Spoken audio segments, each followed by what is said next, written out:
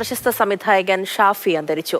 ആന്തരിക രക്തസ്രാവത്തെ തുടർന്ന് ഈ മാസം 16-നായിരുന്നു ഷാഫി ആശുപത്രിയിൽ പ്രവേശിപ്പിച്ചത്. മൃതദേഹം ഇന്ന് രാവിലെ ഇടപ്പള്ളി BTS റോഡിലുള്ള സ്വവസതിയിലും തുടർന്ന് 9 മുതൽ 12 വരെ മണപ്പാട്ടിപ്പറമ്പ് കൊച്ചിൻ സഹകരണ ബാങ്ക് ഹാളിലും പൊതുദർശനത്തിന് വയ്ക്കും. സംസ്കാരം ഇന്ന് 4-ന് കലൂർ മുസ്ലിം ജമാഅത്ത് പള്ളിയിൽ നടക്കും.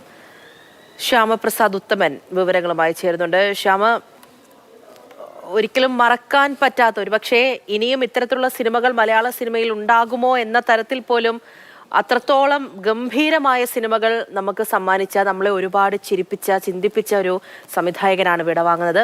എപ്പോഴായിരുന്നു അന്ത്യം? മൃതദേഹം ഇപ്പോൾ എവിടെയാണ്?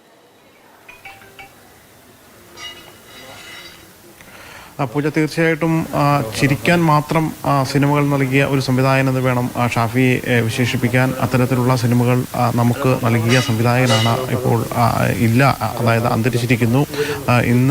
ഇന്നലെ രാത്രി 12:25 കൂടിയാണ് ഷാഫിയുടെ മരണം സ്ഥിരീകരിക്കുന്നത്. കൊച്ചിയിലെ ആസ്റ്റർ മെഡിസിറ്റി ആശുപത്രിയിലായിരുന്നു മരണം സംഭവിക്കുന്നത്.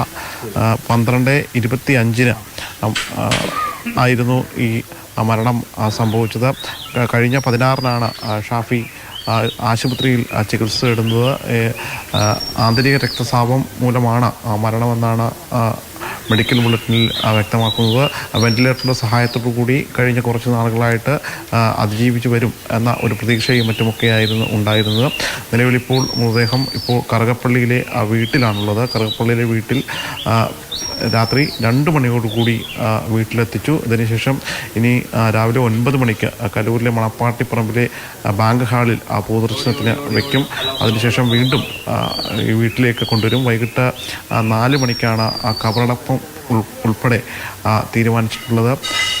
ഒരുപിടി നല്ല സിനിമകൾ, ഏകദേശം 18ഓളം സിനിമകൾ ഷാഫി സംവിധാനം ചെയ്തിട്ടുണ്ട്. രാജസേനൻ്റെ ചിത്രത്തിൽ അസിസ്റ്റന്റ് സഹസംവിധായകനായാണ് ഷാഫി തുടക്കം കുറിക്കുന്നത്. പിന്നീട് ആദ്യമായിട്ട് ചെയ്ത ചിത്രം വൺ മാൻ ഷോയാണ് 2001-ൽ.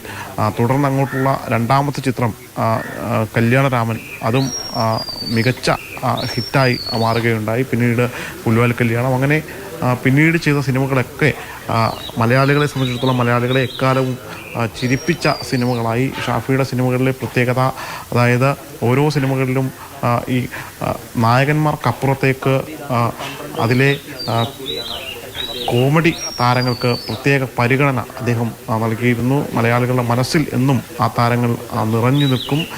ആ രീതിയിൽ തന്നെയായിരുന്നു ഷാഫിയുടെ സിനിമയെ മലയാളികൾ കണ്ടതും. ഇപ്പോൾ ഈ പറയുന്ന രീതിയിൽ കല്യാണരാമനാണെങ്കിൽ കല്യാണരാമനിലെ പൂഞ്ഞിക്കര, അങ്ങനെ വിവിധങ്ങളായിട്ടുള്ള ഒരുപാട് കഥാപാത്രങ്ങൾ ഷാഫി സമ്മാനിച്ചിട്ടുണ്ട്. ഷാഫിയുടെ സിനിമകളിൽ ഒരു തിയേറ്ററുകളെ ചിരിയുടെ പൂരപ്പറമ്പാക്കി മാറ്റാൻ അദ്ദേഹത്തിന് കഴിഞ്ഞിട്ടുണ്ട്. ഒരുപക്ഷെ അദ്ദേഹത്തിൻ്റെ ഒരു കുടുംബ പശ്ചാത്തലവും അങ്ങനെയൊക്കെ തന്നെയാണ്. സിനിമയുടെ കുടുംബ പശ്ചാത്തലം തന്നെയാണ് ഉള്ളത്. അദ്ദേഹത്തിൻ്റെ ജ്യേഷ്ഠനാണെങ്കിലും റാഫി മക്കാട്ടിൻ കൂട്ടുകെട്ടിൽ പോലും ഈ ഷാഫി സംവിധാനം ചെയ്തിട്ടുണ്ട്. ആ സിനിമകളുമൊക്കെ മികച്ചതായിട്ട് നിന്നിട്ടുണ്ട്. അതോടൊപ്പം തന്നെ അദ്ദേഹത്തിൻ്റെ അനന്തരവനായിട്ടുള്ള സിദ്ദിഖ് ലാൽ കൂട്ടുകെട്ടിലെ സിദ്ദിഖ്, അങ്ങനെ ഒരു സിനിമാ കുടുംബ പശ്ചാത്തലം തന്നെയായിരുന്നു ഷാഫിയെ സംബന്ധിച്ചിടത്തോളം ഈ ഒരു സിനിമാ മേഖലയിലേക്ക് ഷാഫി എത്തിയത്.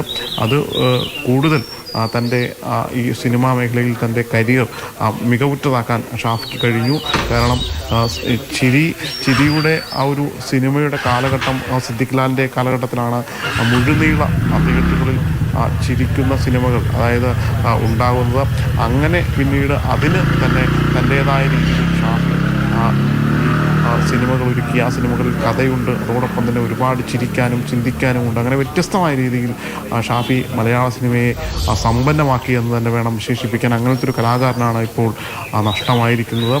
രാത്രി 12:25 കൂടിയായിരുന്നു ആ മരണം സംഭവിച്ചത്. അതിനുശേഷം രാത്രി 2 മണിയോടുകൂടി ഈ കുടുംബ വീട്ടിലെ, നമ്മൾ തൊട്ട് ഇപ്പുറത്ത് കാണുന്ന ഈ കുടുംബ വീട്ടിൽ മൃതദേഹം എത്തിച്ചു. ഇവിടെ ചെറിയ പ്രാർത്ഥനാ ചടങ്ങുകളും കാര്യങ്ങളുമൊക്കെ ഉണ്ടായിരുന്നു. ഇതിനുശേഷം ഇനി രാവിലെ 9 മണിയോടുകൂടി പൊതുദർശനത്തിനായി ഈ ബാങ്ക് ഹാളിലേക്ക് കൊണ്ടുപോകും. വൈകിട്ട് 4 മണിക്കാണ് സംസ്കാര ചടങ്ങ് ഉൾപ്പെടെയുള്ള കാര്യങ്ങൾ തീരുമാനിച്ചിട്ടുള്ളത്. ശ്യാമപ്രസാദ് ഉത്തമനാണ് വിവരങ്ങൾ നൽകിക്കൊണ്ടിരിക്കുന്നത്.